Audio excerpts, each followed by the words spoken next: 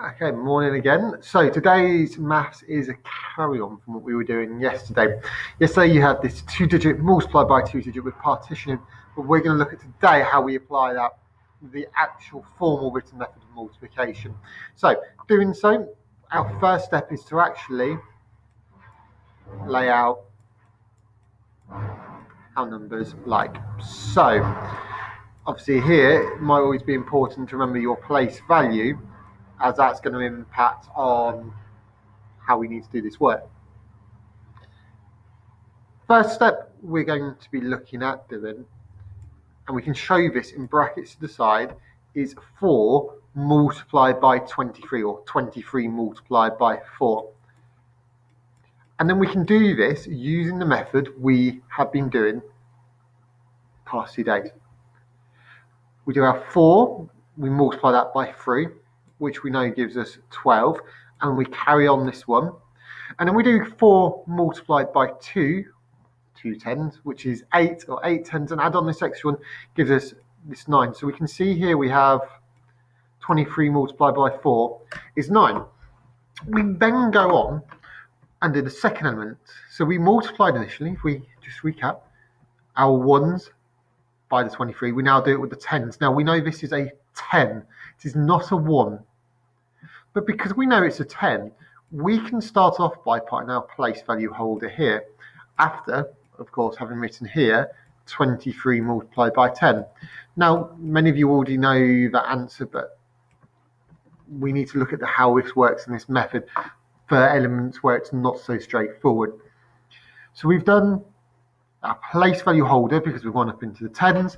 We now go 10 multiplied by 3, or this is where you can consider it as 1 multiplied by 3, which is 3, and then 1 multiplied by 2, or 10 multiplied by 20, which is 200, or 2 here.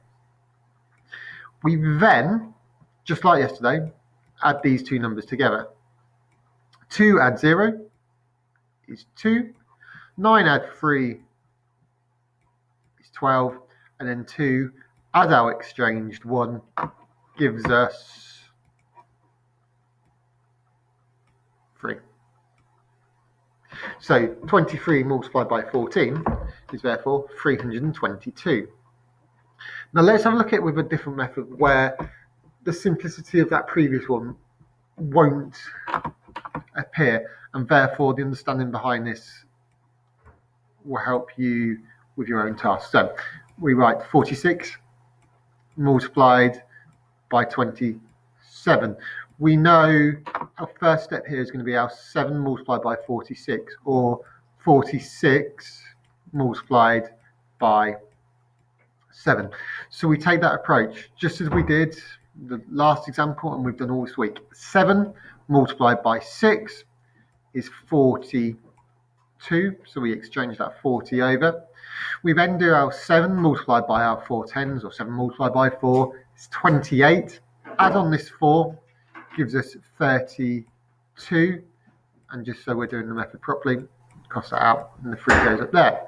We then focus on the 10 element, which is going to be 20, 2 multiplied by 46 is 20, so we know here we're doing 46 multiplied by 20. Because it's in our tens, we can put our placeholder, which means then we can consider this 2, or this 20, as a 2 instead of the 20. So then we can do our 2 multiplied by 6, which we know to be 12.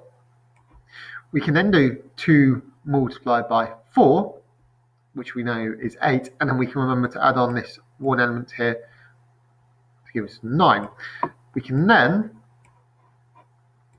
as you're already telling me, add. 2 add 0 is 2, 2 add 2 is 4, 3 add 9 is 12. So we can see that 46 multiplied by 27 is 1,242. Because you've got this video, you can go back and watch it and see the 2 steps. Okay, it's this element here when it comes to multiplying by the tens when things tend to become most problematic. When you're happy, you can then obviously go on with your own questions. So you can choose A or B, you'll see that B just throws in a 3-digit by 2-digit at the end to challenge you if you feel confident enough. And then today you've only got to think and explain, because they're going to give you the opportunity to sink your teeth into to really understand how this method works. So your think is about working out who's made a mistake, who's correct, what has a mistake been made, and you might need to look at it partly, even though it's a think, explain. And then here, Tommy says it is not possible to make 999 by multiplying two-digit numbers. Do you agree? Explain your answer. Okay, and my helpful hint to you on that one is consider the highest 2-digit numbers you could have and whether they would get you near the 999 or not, and then see if you can find a solution that does work. Any problems you have, make sure you ask for help. But again, we'll look at elements of this at 10 o'clock, and I look forward to, alongside Mrs. Williams, seeing you then. Take care for now.